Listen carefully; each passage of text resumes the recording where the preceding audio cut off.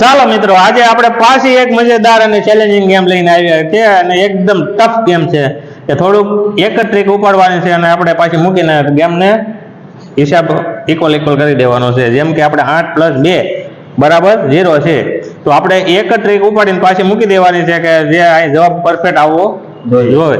બરાબર છે. ચાલો મિત્રો, તમને કોઈને આવડતું હોય તો તમે પણ ફટાફટ કોમેન્ટ કરી દેજો. ન આવડતું હોય તો લાઈક તો કરી દેજો. એ ફ્રીમાં થાય છે, એનો કોઈ ખર્ચો લાગતો નથી. અને આજે આપણી સાથે જે ગેમ રમવા આવ્યા છે એ ભાઈ છે, એનું ગોકુળ નેચરલ કોઠી આઈસ્ક્રીમ છે, મહાદેવ ચોક, મોટા વરાછા. મહાદેવ ચોક થી આપણે લજામણી ચોક ની વચ્ચે રાજ ખાવસાની બાજુમાં આવેલું છે. આ ભાઈ એના ઓનર છે અને એનો એકવાર તમે ટેસ્ટ ચાખો, તમને મજા આવી જાય. તમે બીજી વાર એમ કહેશો ના એ ભાઈની એકવાર દુકાને પાછી મુલાકાત લેવી છે. તમે તમારા ફ્રેન્ડ સાથે પણ એકવાર તમે એની ત્યાં જશો એવું મારી ગેરંટી છે. ચાલો, તો આપણે એ ભાઈ આજે આપણી ગેમ સાથે રમવા આવ્યા છે અને એ આગળ જવાબ પરફેક્ટ સોલ્યુશન લાવે છે કે નહીં એનો પણ આપણે દિમાગ જોઈ લેવી કે એનું દિમાગ કેટલું તેજ છે. કોઠી આઈસ્ક્રીમમાં તો એનો નંબર 1 જ છે, ગોકુળ નેચરલ કોઠી આઈસ્ક્રીમ.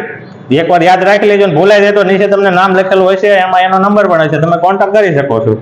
ઓકે, આમાં કેટલી એક છળી ઉપાડી અને પાછી મૂકી દેવાની છે અને જવાબ ઇક્વલ કરો. જવાબ પણ ફેરવી શકો, આપણે એવું કોઈ પાબંદી નથી. જવાબ કરી શકો 8 ને પ્લસ ને 2 ને પ્લસ માઇનસ હટાવી શકો.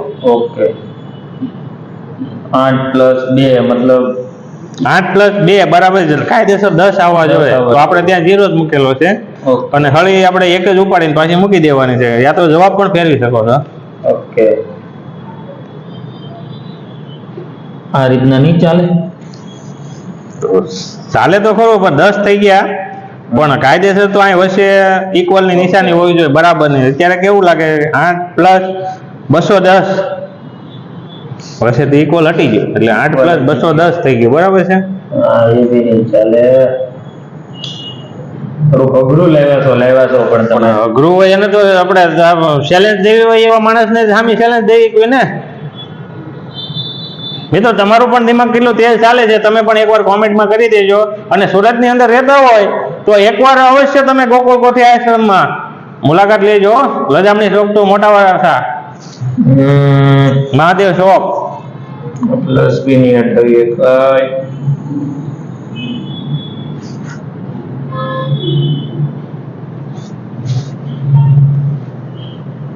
હટાવશું તો કઈ નથી બનતું, તો અડધો આંકડો થઈ જાય.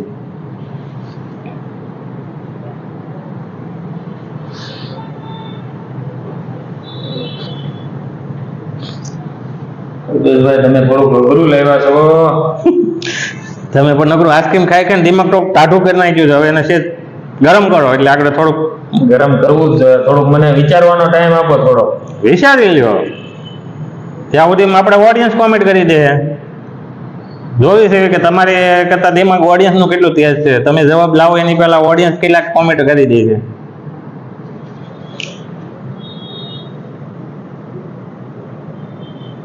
જીરો બી હટાવીએ તો 0 પ્લસ તો અહીંયા 9 થશે, તો એ ઊંધો 9 થાય.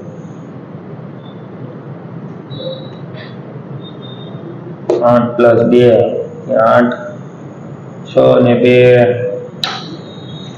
ટફ છે, થોડુંક ટફ છે કલ્પેશભાઈ. એટલું બધું પણ નથી, એટલું જેટલું આપણે વિચારીએ છે. આ ઓલા જેવું કહે ને આપણે 3 આડો ડુંગર, થોડુંક દિમાગ કાપવું પડે એવું છે. હા એમ બસ. આ એક થોડુંક 6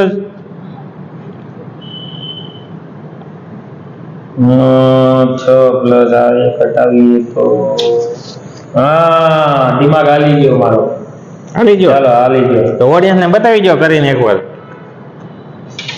આ ઉપાડી એટલે 6 થઈ ગયું. નહીં, એ ઊંધો 6 થયો. એ પાછી મૂકી દો. 6 કરવો હોય તો આ બાજુ નહીં ઉપાડો. ઓકે, આ 6. હા, 6 + 2 + 8 થઈ ગયા ને? 6 + 2 બરાબર. અરે વાહ, જોયું ને આપણા ઘનશ્યામભાઈ ગોકુળ કોઠી આઈસ્ક્રીમ ના માલિક આપણી ગેમને જીતી ગયા છે.